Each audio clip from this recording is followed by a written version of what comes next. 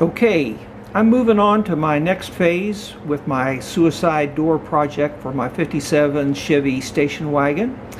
I've got the hinge installed and the door swings like I want it to.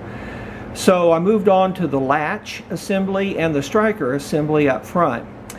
The latch assembly, I had to build a plate here to mount it to, in place of where the original top hinge was for the door.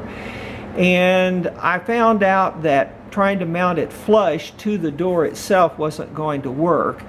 So I moved it out about 1/8 of an inch this direction right here.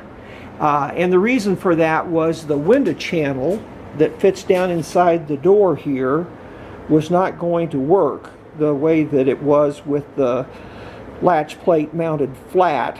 So to get myself the additional clearance I needed and keep the channel from binding up when the window was installed, I moved this plate out just a little bit, but cosmetically, once it's finished out with filler and paint, it'll look great. Okay, moving on to the striker plate. I moved the striker plate from the left rear door over here to the right side, where it works with the latch that came from the left side also. What I did was I recessed it into the pocket right here where the hinge fit originally. So it fit in there real great, just enough clearance for the door to close and everything.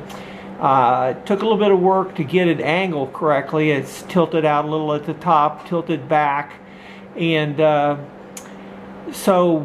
but once you get it lined up, it works pretty good.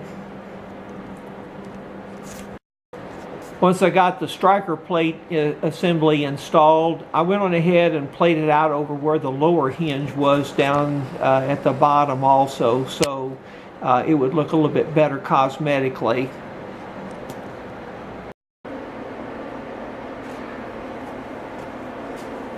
Okay, and here's how the door works with the latch and the striker all in place.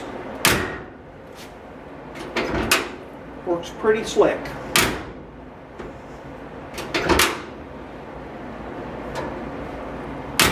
I'll need to weld this out, weld a patch in here, remove this and put it on the other side, and I'll be good to go. Get ready to work on the door on the other side because this one is pretty well in place.